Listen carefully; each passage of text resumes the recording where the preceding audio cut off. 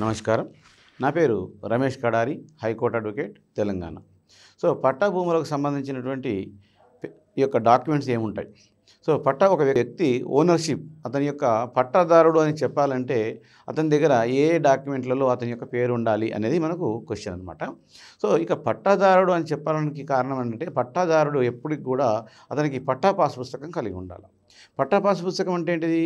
ఒక వ్యవసాయ భూమి అతని పేరిట ఉన్నది అనేటువంటి ఈ యొక్క పుస్తకం రికార్డులలో, అంటే తహసీల్దార్ దగ్గర ఉన్నటువంటి రికార్డులు ఇతని దగ్గర ఉండడం కోసం ఒక పట్టా పాస్ పుస్తకం ఉండాలా.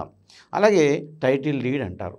టైటిల్ డీడ్ అంటే ఏంటంటే, ఆ యొక్క వ్యవసాయదారుడు హక్కుదారుడు అని తెలియజేసేదే ఈ యొక్క టైటిల్ డీడ్ అనమాట. అంటే పట్టా పాస్ పుస్తకం ఉంది ప్లస్ టైటిల్ డీడ్ ఉంది. పట్టా పాస్ పుస్తకంకు టైటిల్ డీడ్కి తేడా ఏంటంటే, ఈ టైటిల్ డీడ్ అనేది హక్కుదారుడు అని తెలియజేస్తుంది.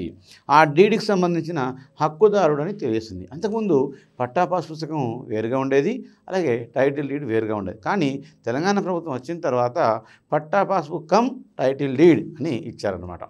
ఈ patta pass book cum title deed అనేది ఒకటే దాంట్లో ఇచ్చి దాని యొక్క టైటిల్ డీడ్కి సంబంధించింది, అలాగే పట్టా పాస్ పుస్తకం రెండుకు సంబంధించిన విషయాల్ని దాని యొక్క రికార్డ్స్ని ఇందులోనే మెన్షన్ చేసి ఈ టైటిల్ డీడ్ కమ్ పట్టా పాస్ బుక్ లేదా టైటిల్ డీడ్ అని మనకు ఇవ్వడం జరిగింది. ఇది గ్రీన్ బుక్ రూపంలో మనకి ఇచ్చారు. అలాగే 1B రికార్డు. ఈ 1B రికార్డ్ అంటే ఏంటిది అంటే, మనం ఒక వ్యవసాయదారుడు తన భూమి కొన్నప్పుడు కానీ, లేదా గిఫ్ట్ రూపంలో వచ్చినప్పుడు కానీ, లేదా ఏదో ఒక రూపంలో అతనికి ఇనాం రూపంలో వచ్చినప్పుడు ఫారం 6లో ఫిలప్ చేసి అతను ఎంఆర్ఓ ఆఫీసులో 90 రోజుల్లో నాకు మా వారసత్వంగా ఇంత భూమి వచ్చింది, ఈ భూమిని నాకు హక్కుదారుని రికార్డు చేయండి అని చెప్పడానికి ఒక అప్లికేషన్ ఫామ్ పెట్టుకుంటే, ఆ యొక్క ఎంఆర్ఓ ఆఫీస్ వాళ్ళు ఫారం 8 ప్రకారంగా నోటీసు ఆ యొక్క సంబంధికులందరికీ నోటీసులు ఇచ్చి ఎంక్వైరీ చేసి ఇతను నిజంగా ఇతని యొక్క పట్టాదారుడేనా అని ఎంక్వైరీ చేసిన తర్వాత ఈ యొక్క 1B రికార్డులో ఎంట్రీ చేస్తారు. ఆ 1B రికార్డులో ఎంట్రీ చేసినప్పుడు మాత్రము అతని యొక్క వ్యవసాయ భూమి ఇతని పేరిట ఉన్నది అని చెప్పేసి మండల ఆఫీసులో, తహసీల్దార్ ఆఫీసులో ఈ 1B రికార్డులో మెన్షన్ చేస్తారు. అంటే అప్లికేషన్ ఫారం 6 ఫారంలో మనం ఎంట్రీ చేసి అప్లికేషన్ ఫామ్ పెట్టుకుంటే ఫారం 8 ద్వారా వాళ్ళు ఎంక్వైరీ చేసిన తర్వాత నోటీస్ ఇచ్చిన తర్వాత 1B రికార్డులో మెన్షన్ చేస్తారు. అలాగే ROR అంటాం, record of right. Record of rights అంటే ఏంటి? ROR అంటే ఏంటి? ఈ ROR అనేది గ్రామం యొక్క పట్టాదారులందరికీ సంబంధించిన ఒక పుస్తకం. ఇందులో ఆ గ్రామంకు సంబంధించిన వ్యవసాయ భూమి అంతటిని కూడా ఎంతమందికి ఎన్ని ఎకరాలు ఉంది, అలాగే ఒక పట్టాదారుడికి ఎన్ని చోట్ల వ్యవసాయ భూమి ఉంది, అలాగే ఒక ఎగ్జాంపుల్ ఒక గ్రామంకి సంబంధించి ఉందనుకోండి, ఆ గ్రామంలో 5 చోట్ల 6 చోట్ల ఒక వ్యవసాయదారుడికి భూమి ఉన్నది. అప్పుడు 5 చోట్ల 6 చోట్ల భూమి ఉన్నప్పుడు అన్నీ వెతకాలంటే చాలా కష్టంగా ఉంటుంది. దాన్ని పహని లేదా పడంగల్ అంటారు.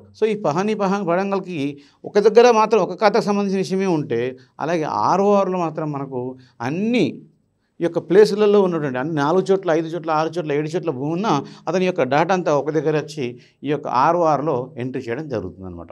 అందుకోసము ఈ ROR అనేటువంటిది రికార్డ్ ఆఫ్ రైట్. అంటే ఒక వ్యక్తికి సంబంధించిన పట్టా పాస్బుక్లు విషయాలు లేదా ఖాతా నంబర్లు, అలాగే అతని యొక్క భూమి యొక్క విస్తీర్ణాలు, అలాగే ఎన్ని చోట్ల ఉన్నది, ఏ ప్లేస్లో ఉన్నది అన్నీ కూడా ఈ యొక్క RORలో ఎంట్రీ చేయడం జరుగుతుంది.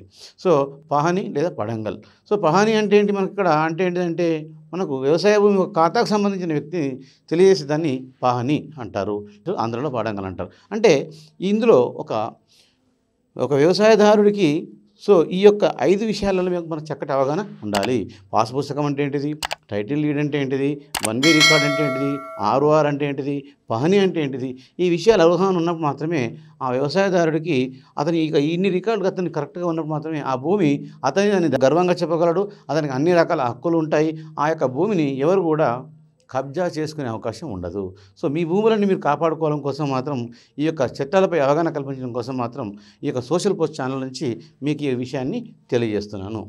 Thank you.